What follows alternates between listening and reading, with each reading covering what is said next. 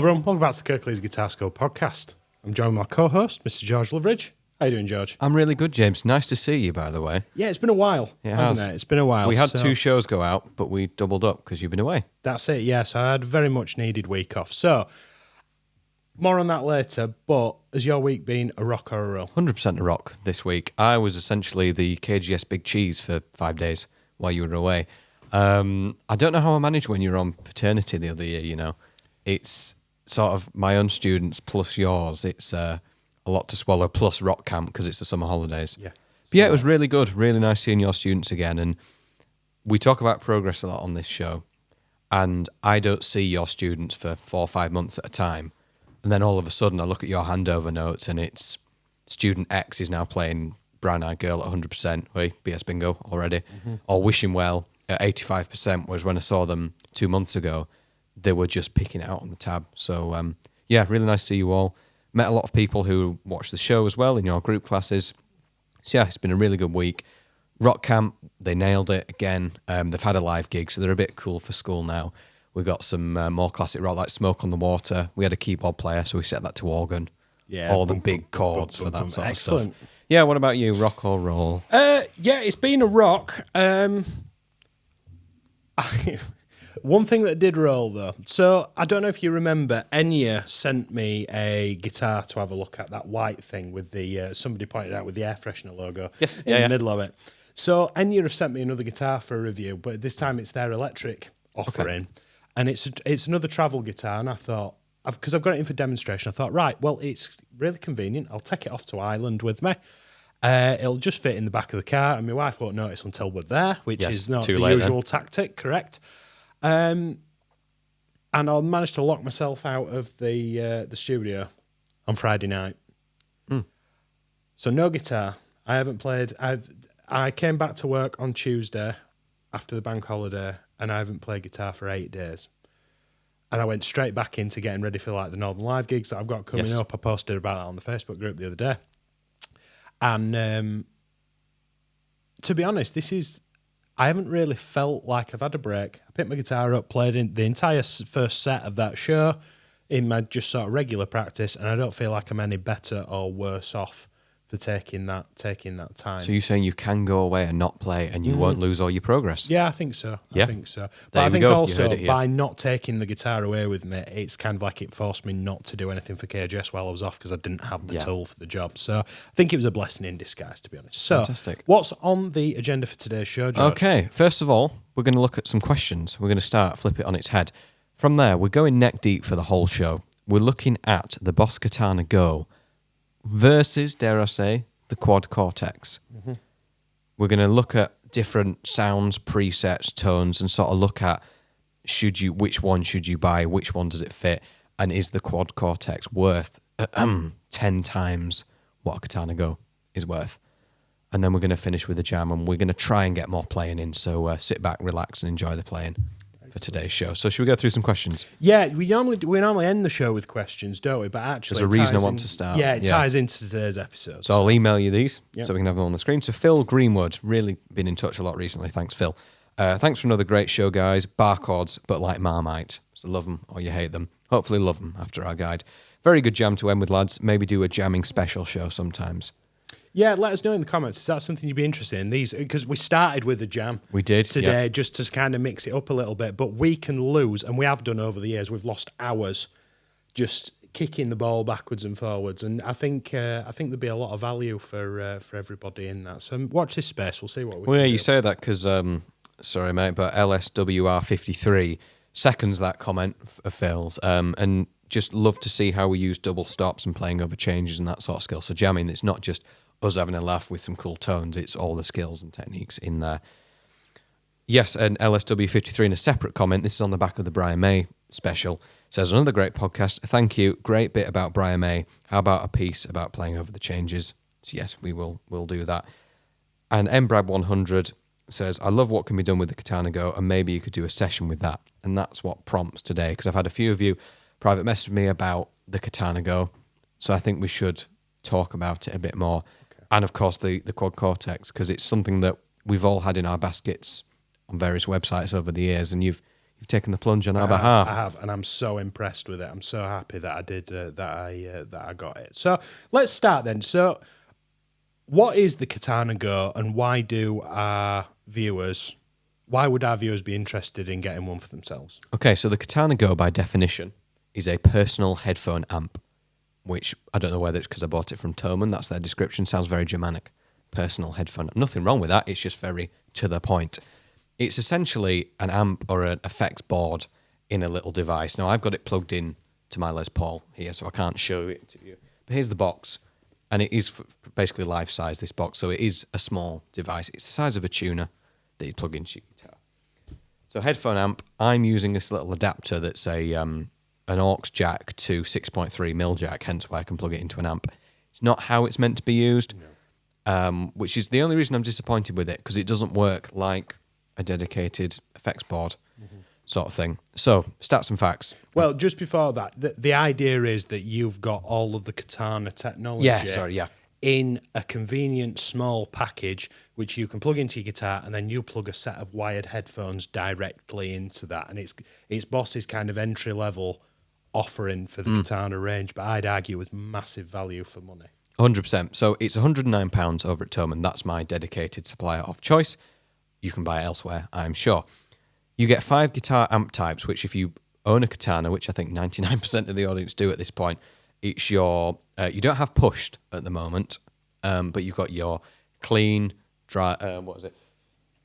clean, crunch, lead, brown, all that sort. 5 amp types with a variation upon each. So effectively there's 10 amp types for you to use on a multitude. There's 30 presets. There's an A bank, a B bank, and a C bank. All of those, each bank has 10 presets, hence 30 presets. So you can have 30 sounds at any given time? Yeah, you can. We'll do that today. You can flick through them. You get all the classic Boss pedal sounds, like the SDE 3000, for example. That's one of Boss's pioneered pedals. The Bluesbreaker.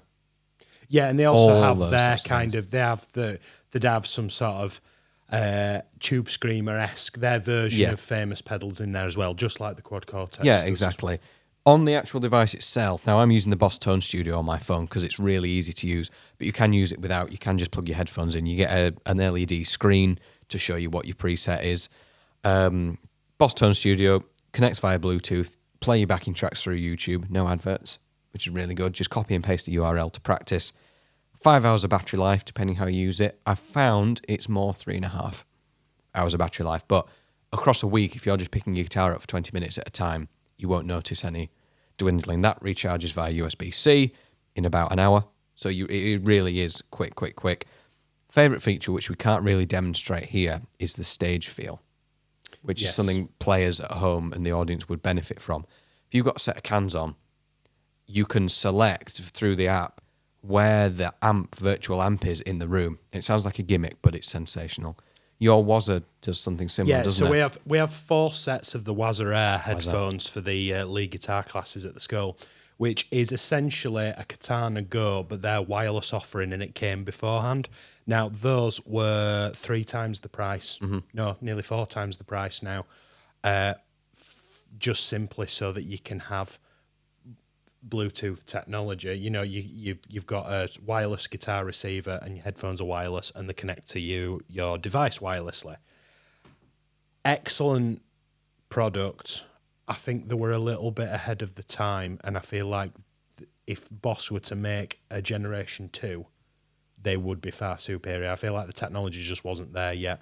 I'm actually looking at potentially getting another couple of Katana. Instead of buying the Katana Airs, the Wazza Airs, I'm going to buy a couple of those Katana Goes, I think, and just deal with having the wired headphones, because I think that's going to be it's going to be far more reliable. I have issues with one of many issues. Yeah, you've opened yourself up there, haven't you? The Bluetooth kind of has connectivity issues and stuff sometimes. I've mentioned on the podcast before that I've struggled with them a little bit, and that was kind of why I went over to the Quad for a multitude of reasons, which we'll get onto later. So all that's controlled on your app. Can we hear how it sounds? Yes, definitely. So I'm in a load of presets. I will screen record in a moment, and James will overlay it on the screen when I show you how to mess around with it. Because honestly, I've only edited 2 of the presets out of the 30. Really? Yeah. Okay. So one was for the Brian May episode, the delay, which didn't sound as good because it's a stereo delay, and I was going through a mono amp, but it still sounded all right, didn't it? And I've also made an EVH kind of thing for my own enjoyment. So what's up first? Well, 1B, we've got natural drive. Now, what's that suggesting? That's saying it's on the clean setting, but with quite a lot of gain. Yeah, it's kind of Marshall. It is. If I go to play my Strat through this doesn't sound as woolly because you've got the big leads. But then you can have the sort of it's big enough. Clean chorus.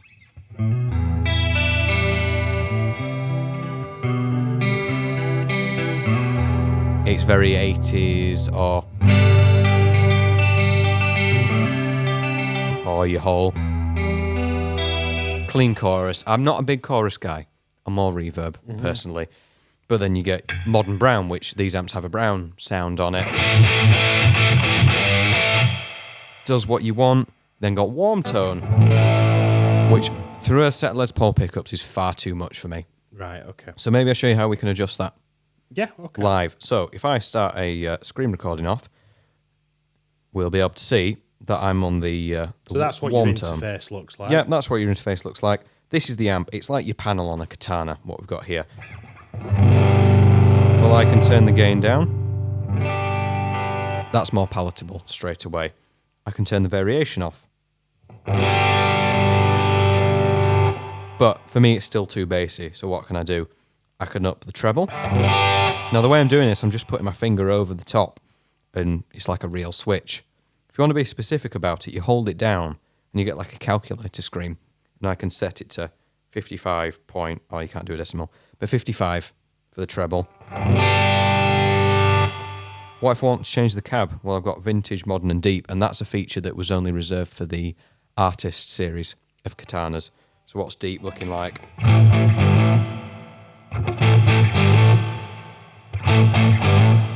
Placebo, perhaps? I think you want to caveat this with, if you're going to spend £100 on one of these Katana Airs, I would advise spending a similar amount of money on a decent pair of headphones. Well, that's it. So you mentioned using them at school. You'll probably get hold of a few £20 pair of headphones because they might go in the bin within a week. I bought these with 80 odd quid. They're actually a drummer's set of headphones. I have a set of Audio Technica ones that I bought with the Quad Cortex and some other audio stuff, and I think they were sort of in the £100, £120 range. But you notice the difference, don't you? You know, if you've got to, what you're putting the device into has to be kind of of equal quality as well. If you're plugging a set of iPhone earbuds, you're not going to get the benefit. Don't get me wrong, it'll work and it might be okay for some people. I know some people who are a little bit hard of hearing prefer those earbuds that you actually put in your ears because it helps them. It's sort of, you can't get any closer to your eardrum if you tried, could you? Jamming those in your ears. But it's definitely some consideration. Like, you be prepared to get hold of a decent pair of headphones as well to really get the most out of these. So in terms of messing around with it, I'm now in the effects section in the amp. So this is still the warm tone preset. Let's say I want to change the delay. Well, it's on plate reverb. It's like Rock of the Riff or whatever we said. I can change it to room reverb. That's much better. Spring. You can hear that does to me sound like a spring. And spring reverb's my preference, but that's because I like Fender amplifiers and that's what they all come with. Now, this is the only downfall with this. Everything is done on my Katana. Let's say this warm tone is my gig tone. That's what I want. When it comes to my solo section, you can hear a raise in volume, but I've had to press that, and that's where the wireless foot switch would come in, which comes separately. That's a further £99. Three-way foot switch that you can program the 3 buttons to do one of these functions that I'm controlling. So it's essentially like a little mini pedal board then. It is, yeah. Right, okay. But that then brings your whole total to under £200. Yes. Give or take, for your whole setup, which is still less than the quad. But would you be able to sort of scroll through some presets at random, and I'll try and I'll turn my screen record off for you so people can see the full screen. If you scroll through a few, tell me what they are, and I'll try and play something appropriate. Okay, well, let's try... Oh, Neo Clean. What does that sound like?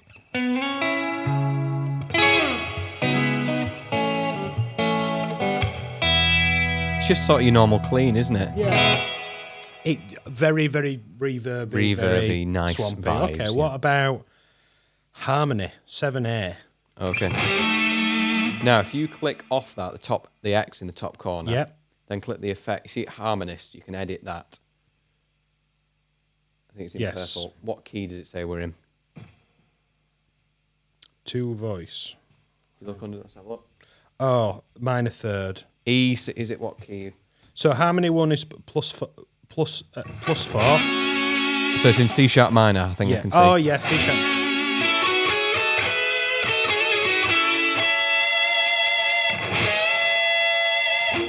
Very nice. We looked at that with Brian May, We did, yeah. And this is my first time messing around with this app, so you do have to forgive me. Let's go back to there your we go. amp types. Yeah, give me another few. What about 80s rock lead?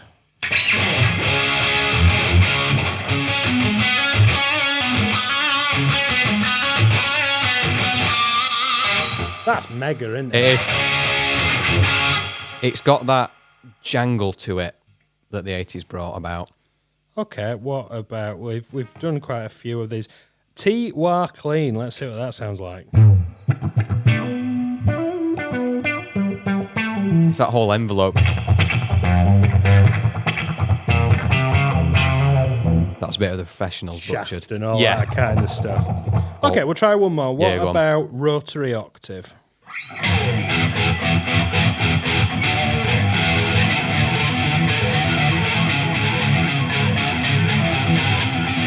That whole Youngblood kind of thing. Or Royal Blood, or even not Royal Blood, sorry, yeah, that's it. Blood.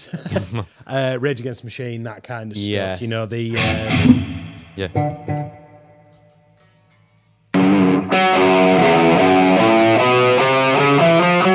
I obviously haven't got that on tap. But overall, there's 30 of them. We'll be here all day. Yeah.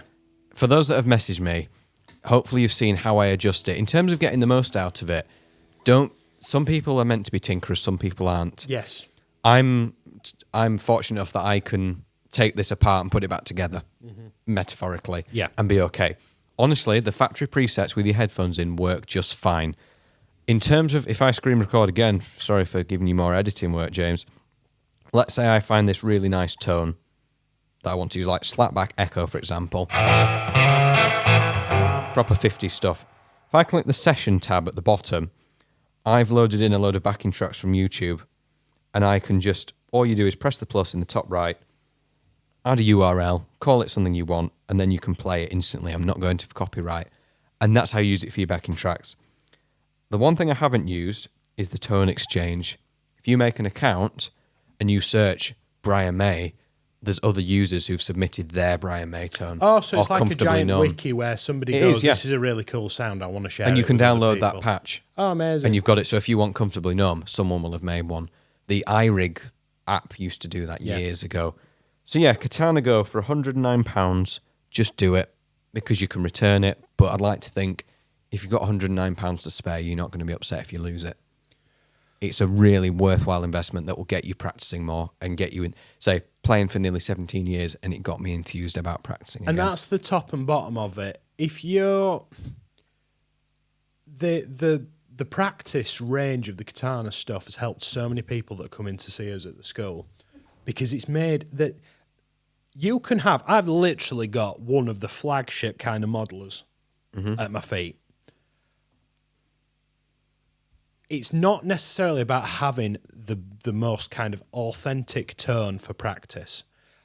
What I find is it's friction. You want to reduce the amount of friction between you and whatever it is that you're practicing. So if I've got my Wazara headphones at home, which I've actually brought back to the school and I'm using the quad, which we'll talk about in a second, but you go home this evening, plug your Katana in, plug your headphones in, find a backing track on YouTube and just go. I will literally play until it runs out of battery. But you don't have to worry about disturbing other people in the house because you're on headphones. Now, headphones always used to be, you'd plug your headphones into the headphone port of an amplifier and it was always okay. I've never done that.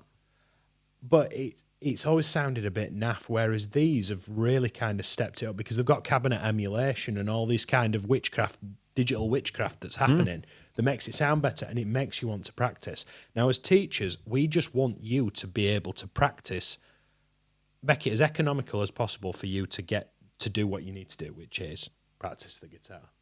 And if you, I think it's a worthwhile investment if you're going to actually use it to put in the work. Yes, it's a fun toy. But all I'd say is you don't have to spend ages messing about with presets. What I do with this kind of stuff is, and as you'll find out in a minute, I maybe make 5 presets that kind of have a wide range of everything that I possibly need to do. And then I set it and forget it. And it's all about how quickly can I plug into my guitar and how quickly can I play. Oh, definitely. And you mentioned the headphones. You can control everything via the volume on your phone. Oh, there's a little volume dial on here. So you're not going to blow your brains out when you put the headphones on. You can have it really low and you can still hear everything. Yeah. But again, that depends on the quality of the headphones that you pick up. So yeah, Katana Go, do it. Excellent. What have you got down there? Right, so I mentioned in a previous episode that we were looking at the quad. I was looking at replacing this unit, which is a Line 6 HX Stomp. It's a Helix. Now, when I do the theatre gigs, they operate what they call silent stages. Now, a silent stage is basically, I've got to take a pedal board and no amplifier, and we plug directly into the sound system. Now, this is the latest and greatest in theory modeler that does that. Now, this is not a review or a demo. This is not. We could spend an hour talking about it. Easily. If you want that, Anderton's have a great video on that, which swayed my purchase. So, and to be fair, Anderton's did it for me with the Katana Go. Yeah. This is kind of. It's a lot more of an upmarket version of the Katana Go, but this means that I can use it professionally as well. You're plugging your Katana Go into an amplifier, but you kind of having to use adapters and trying. It's not really designed for that, whereas this is what this is designed to do. Now, this does what we call profiling as well, which is another. If you've ever heard of Kempers, you can take a digital recreation of any amplifier and essentially capture it and put it into your box of choice. This does all of that as well, but I've no experience doing any of that stuff. Well, you're less than a month into ownership, aren't you? I've probably used it 6 or 7 times. Is it going to the Northern Live on Friday? Yes, it is. Yes, it is. So that'd be a really good place to start, actually. So there's, they say that this is the most powerful processor. It's essentially a computer, but it's geared towards all audio stuff. So let me pull my Northern Live patch up, and I'll show you how I've put it together, what it sounds like. So I have various banks for things, and Northern Live. And is there a keypad that you can program it in? It's almost like an iPhone where it'll come up. It's all touch screen. Blimey. Yeah. What will they think of? What a time to be alive. We've only just got sliced bread here in West Yorkshire. Android in water. Yeah. Right, so I'm using a Fender Deluxe Reverb emulation with a Hall reverb. And when I'm playing this kind of stuff for the Northern Live stuff, it's very kind of... That's the night again, isn't it? So I'm either strumming those kind of... the snake is another one. That kind of business. Or I'm doing the sort of ice pick 2 and 4.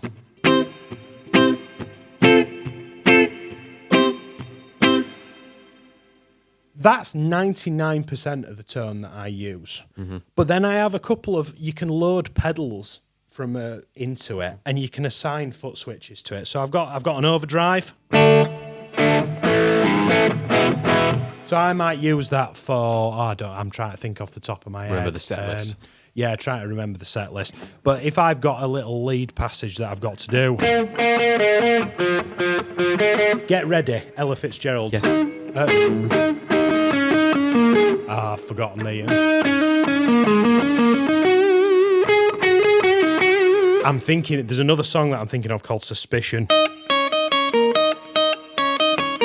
That I'm getting mixed up with. The fact you can just instantly switch without stopping playing is a mega benefit. Oh, yeah, there's another one called Soul Time that we do.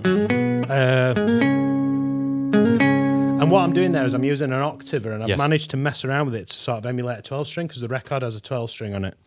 They use a lot of fuzz in Northern Soul as well, believe it or not, but not just any sort of fuzz, like really gross. Fuzz. There's a great song called I'm On My Way. It almost sounds like your guitar's not plugged in properly. But those, at the time, that was a distortion pedal. You know, there's another one called, it's one of my favourites, it's called There's a Ghost in My House. It's and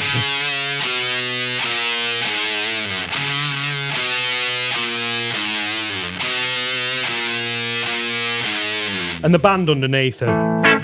Bow, bow.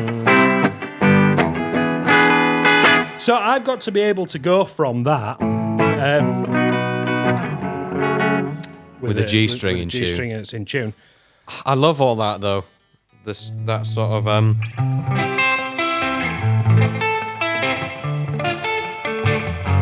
So I go from all that, but then like the set finishes with a song called "Turning My Heartbeat Up," which basically the whole song.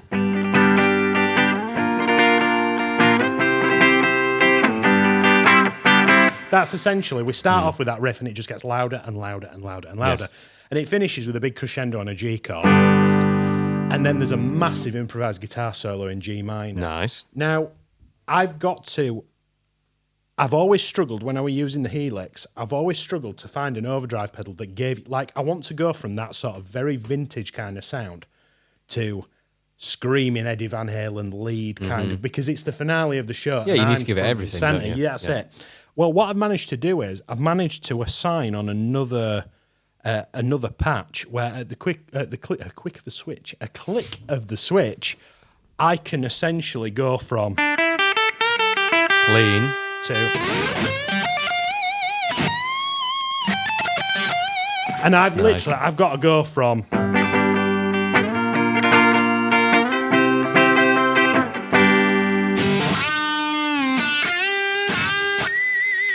And I go from, I've essentially, at the click of a switch, I've gone to a completely different set of amplifiers and pedals, all in one.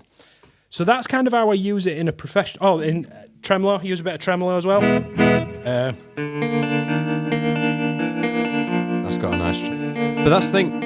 If you were to have a massive pedal board that costs, if you were to build a pedal board that was that value, which is doable, you've then got to switch off everything and switch something else back on. Sometimes you can use things like, there's a company called the Gig Rig that Dan from That Pedal Show, that's his company, where essentially it's like a system where you plug the pedals into another pedal and it reroutes all the signals so that you can turn 2 or 3 pedals off with one switch. It essentially does all of that without too much headache. Most guitarists just make gear for the sake of making gear, don't we? Yeah, but I didn't want that to be a kind of want of the week purchase. I know it was on want of the week, but actually I'm finding things that I can do that I couldn't do. Because I have 2 rigs now. I've got my, what I'm dubbing my theatre and fly rig. Essentially, I can take the Quad Cortex and a Stratocaster to any gig now. Yeah. And I don't need to take a 4x12 cab and a Marshall and one thing and another. But then I'll still got my Fender amplifier and half a dozen pedals. It depends on the gig, but as a working guitar player, I need to have the right tools for the job. And it was one of those where this is getting a little bit old now. I bought this in the lockdowns. Yeah. And the quad is head and shoulders above that. But also, this unit, I've had it a long time. You know, things do, sort of technology does leave you in the dust. The moment, that will get left in the dust in 5 or 6 years' time. It's just the nature of how it all works, you know? So why don't we just, because this isn't a, like I said, it isn't an in-depth review, but could we potentially see, does the Quad Cortex literally sound 10 times better? Have we got some comparable tones? I know this fairly well. If you play me some stuff, I'll frantically try and find an equivalent. Okay. For me, I'm sold on the convenience of the Quad Cortex. As we know, I don't like to use my wallet very much. I wouldn't. If I had the gigs that you had, it would be a necessity. But for playing at home, sort of thing, this is ideal.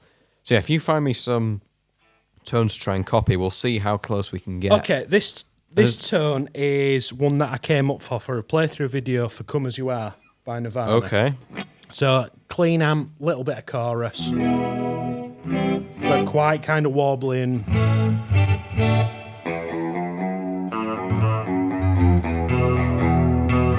Right, you carry on.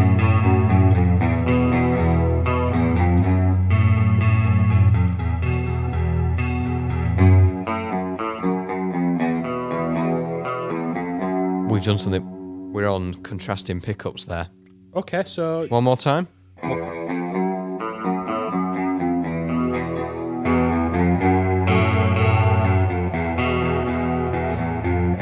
Now, you are louder in the room, so I I am don't a little know bit whether louder.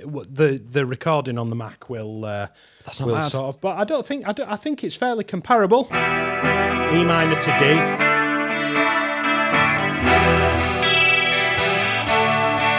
I think I've got more gain on this actual Katana amp. See, that's an unfair... If I was going straight into Logic, you'd be getting exactly what's coming. Okay, what else we got? This is the real... Show this to your wives and who you live with, like, as to... Or don't, actually, because they'll all say buy the cheap one that sounds the same. Right, Tony Iommi, I've called this... okay. So this patch is a JCM 800 with a clon put in the front of it. And this is what I used for the War Pigs lesson. The depth is mega in the room. But I think a better comparison would be something like...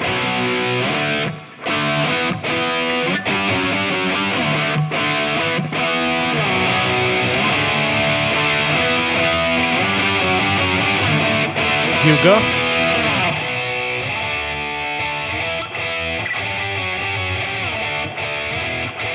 What about for something a little bit more chuggy, kind of like same patch, so but- I've gone for mid-scoop lead. Right, there. okay. But I've got metal riff. Is that too heavy? Well, let's see.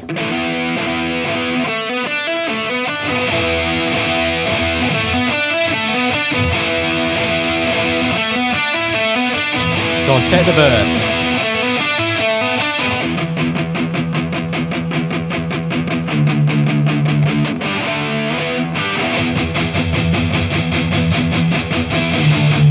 Keep going.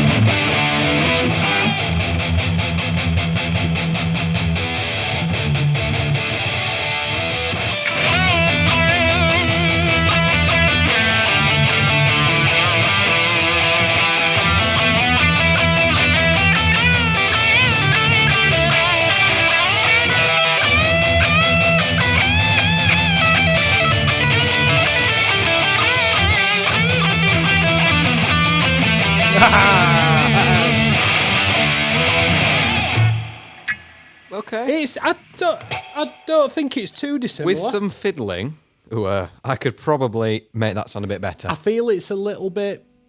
That patch in particular was a little bit waspy in contrast, maybe, but I don't think that's anything that couldn't be EQ'd out. We're loving an analogy. That's 4K. This is 1080p. Right, okay. I think that's what we're talking about here. This is fun. If I can remember how to play everything, we always film these far too early, and the fingers just aren't doing what we want them to do. So this patch I've called Mr. Moore. Okay. Yeah? Yeah. Right, neck pickup it is then. Yep. Yeah.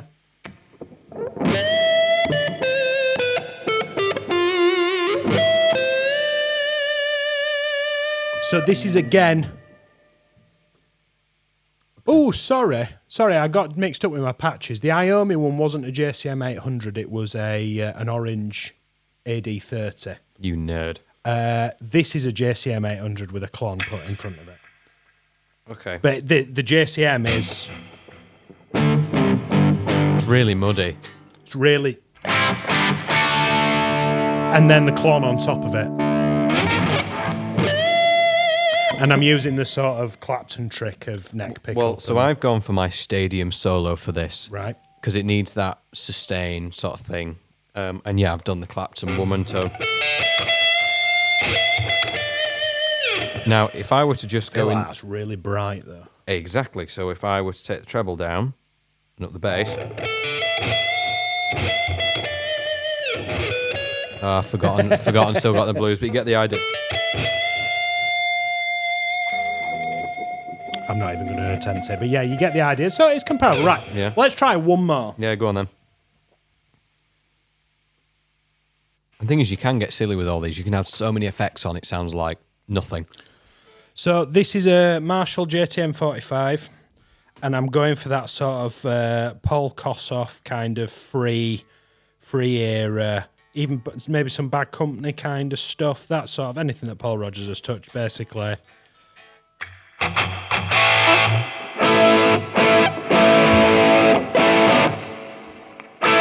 I was going to say that's a bit deep.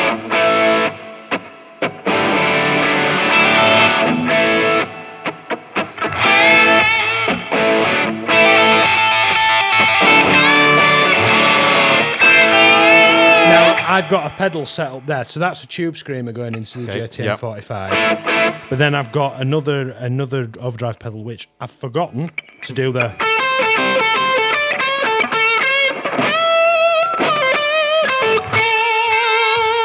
You know that.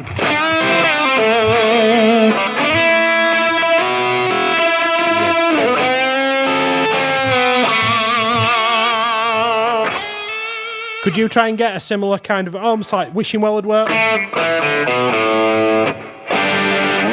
Yeah, okay, so see, I'm using punk riff there, which is my.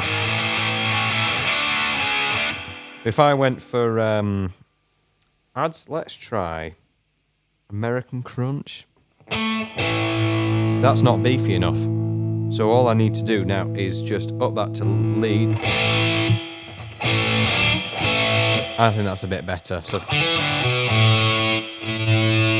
want to play Wishing Well at the same time? 1, 2, 3, 4. 5,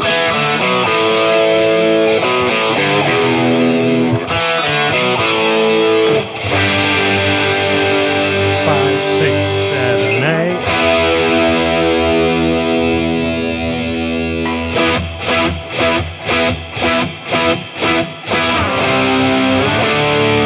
Go to the pre-chorus.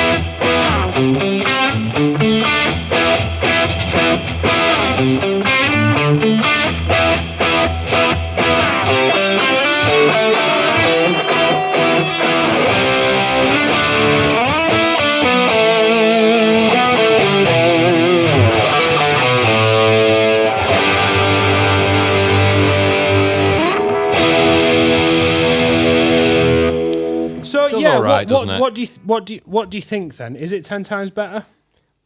In the 15 minutes that we've looked at it, no. I agree.